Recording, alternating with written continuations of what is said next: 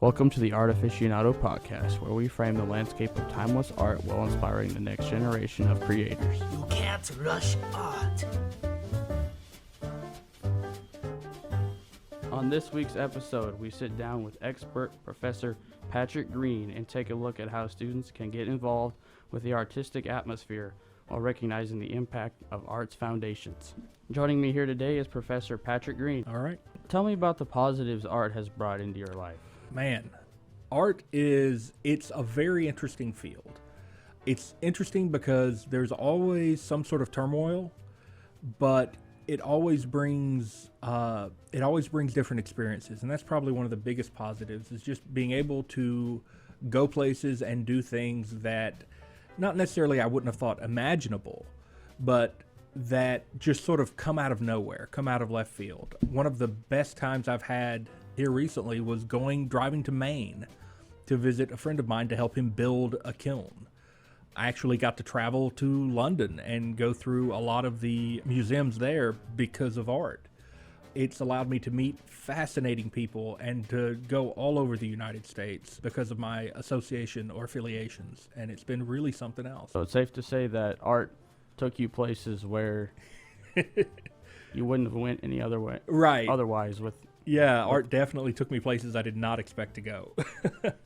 Let's talk about where students can find inspiration from art in their lives. Well, here in the Nashville area, there are a number of galleries. One of the things we have a lot of here are ceramic artists. We also have a lot of print artists. So chances are somebody close to you does art, which is pretty great. One of the things that I do like now is art writ large is starting to recognize the influence that design plays on our society. So you can actually find art, and I always encourage my students to, if there's something about like a video game that some sort of design, well, there's a good chance that design is on purpose, right? It's not new anymore, the Zelda video game that came out not too long, Breath of the Wild, they actually reference an art style from 10,000 years ago in Japan called Jamon, right? And so like, it's surprising that art has found a way to sort of wiggle its way into just everyday stuff. You can find it in video games, you can find it in design. So if you're interested in anything, there's a good chance that art has a foot in that interest. It's omnipresent.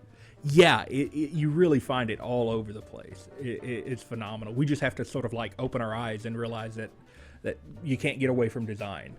I mean, even I always get tickled when I go through and I look at some of the furniture in some of the big box stores. It's 90% of it is just Bauhaus, which is, a design firm out of Germany. What art forms do you find most intriguing to view and then in turn try to practice or better yourself at? Well, I personally am a ceramic artist. I play in the mud. It's probably the art form that talks the most to me. I do get a lot out of printmaking. There's some beautiful print work out there, but I really like the tactile nature of clay, the tactile nature of that medium.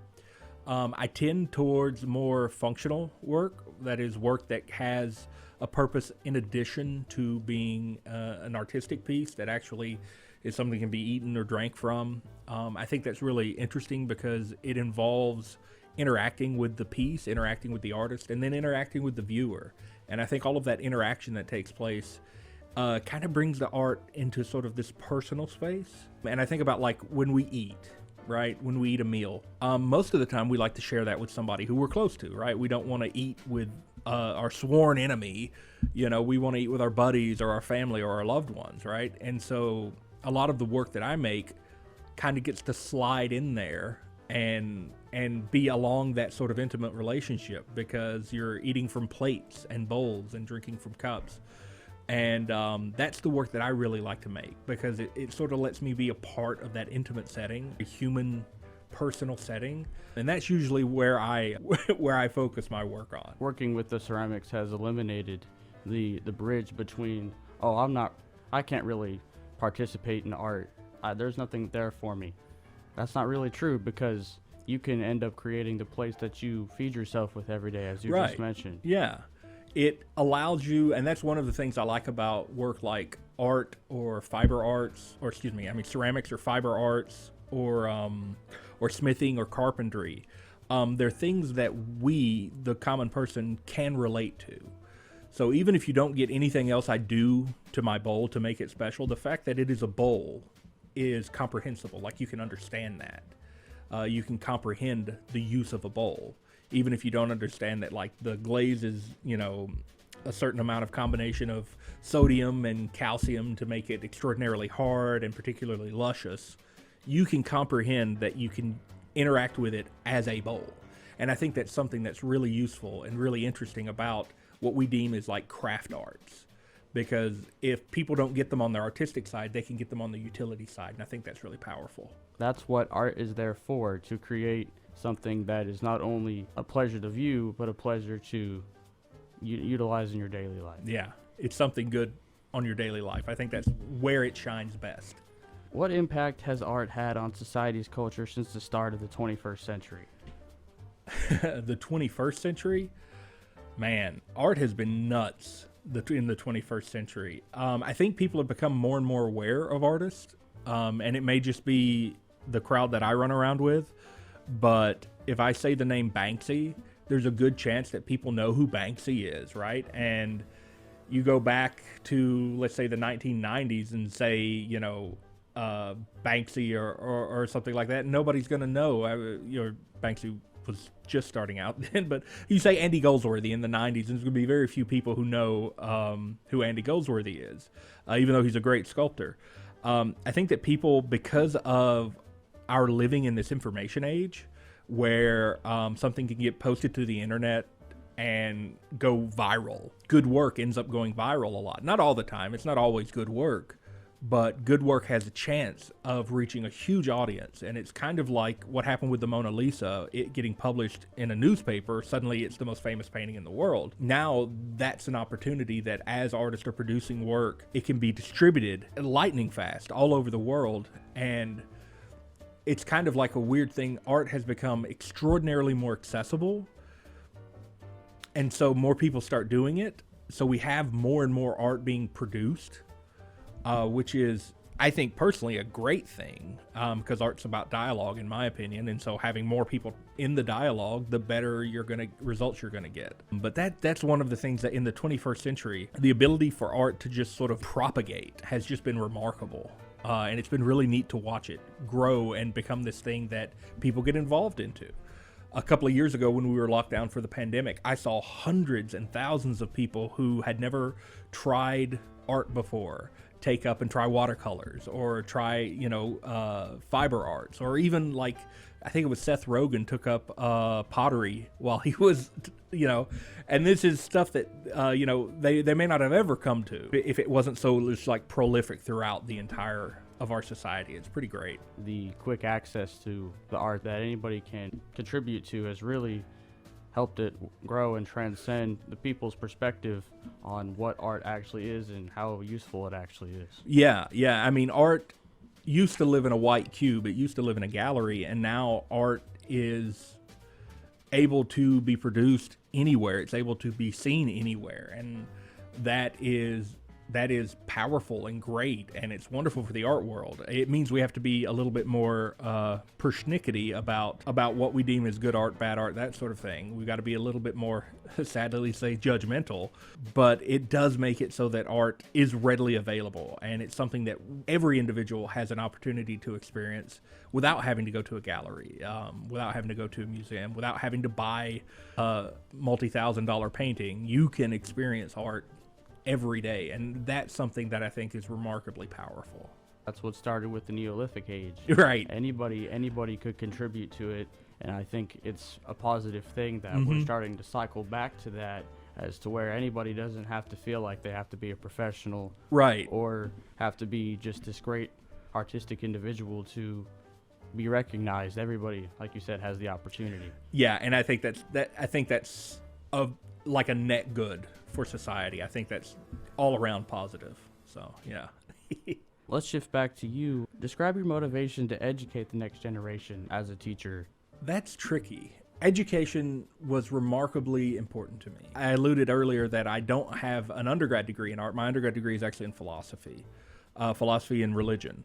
And without a doubt, art and education completely changed the direction of my life. I literally don't know what I would be doing if I wasn't educating people. It was so groundbreaking, and the professors, the instructors, the teachers, the mentors that I had growing up in my young adulthood, they were so influential that I got to experience firsthand how having a professor, a mentor, sort of take you under their wing and just care about your well-being via your knowledge base, just like wanting you to learn, wanting to expand your perspectives, how powerful that could be. I come from a working class family where I started working when I was 14, and all through college I worked multiple jobs, and so the sweat of your back was what you made your living at.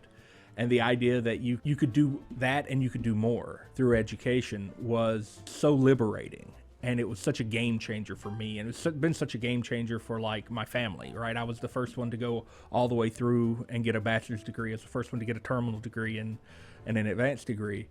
And it's just changed the way that I view the world. And that was just amazing to me. And I thought, man, I need to do everything I can to be a positive catalyst for the people around me, right? And that's why I got into education, because I wanted to be that positive change in people's lives, or at least be the opportunity for that positive change. Like it was for me. It's sort of like a feeling like wanting to pay it forward, Yeah, it's remarkable. So Art and you have this mutual relationship where both of you, both the subject and you personally, have benefited from each other. Well, I don't know how much Art's benefited from me, but I've definitely benefited from it. Yeah. As personally taking your class last semester, I feel like I was personally given a huge advantage learning about art simply from you because of your expertise. Oh, well, I appreciate that, man. Thank you. So personally, I think. So you think art has benefited because I'm good at? Well, thanks. I truly believe that because you changed my perspective about art to. That's awesome. Help me understand, as we previously discussed. It's visible anywhere. Helps me to see that it started, and it's not anywhere close to ending. It's only going to keep expanding. Well, that's awesome, man. I'm real glad. I'm real glad I was a positive influence. That's what I'm going for. That's great. I guess we can start to wrap up here. One last question for you. As a Vol State teacher, which classes would you recommend for students maybe starting out of high school, or students who are in college right now, or maybe even students who are looking to come back to college? Mm-hmm. What kind of classes would you recommend for them trying to get a start? It's a good question. A good place to get your foot in the door would be our foundations courses. We teach a Foundations 1 and a Foundations 2. Foundations 1 primarily deals with two-dimensional designs and some color theory and things of that nature. So it's a good leaping off point if you're not horribly familiar with art, or you want to freshen up a little bit. Foundations 2 moves more into the three-dimensional realm, a little bit more sculpty, a little bit more sculpture taking place. And then it's always a good idea to take drawing. Drawing is one of the quintessential classes and skills for an artist to have, because more than anything, drawing's not about making marks. It's about learning how to see your subject matter. If I was encouraging someone to take classes, those would be the three that I would start them out at. In either Foundations 1 and Drawing 1 and Foundations 2. Those are extremely important, and they're a good place to start. That sounds awesome. I feel like anybody can really get a grasp of what art can do for them, and then what they can do for art. Yeah, I think so. Thank you so much for joining me here today, Professor Green. Thank you for having me. Any finishing touches you'd like to put on the episode? Get out there. Even if you're bad at it, make. And remember what Finn the Human said. Being bad at something is kind of the first step to being really good at it. That's an excellent way to look at it. Thank you for tuning into this week's episode. Join us next week as we welcome another outstanding art expert. And as always, this has been the Art Afficianado Podcast. Be sure to like, comment, and subscribe. Thank you for brushing by.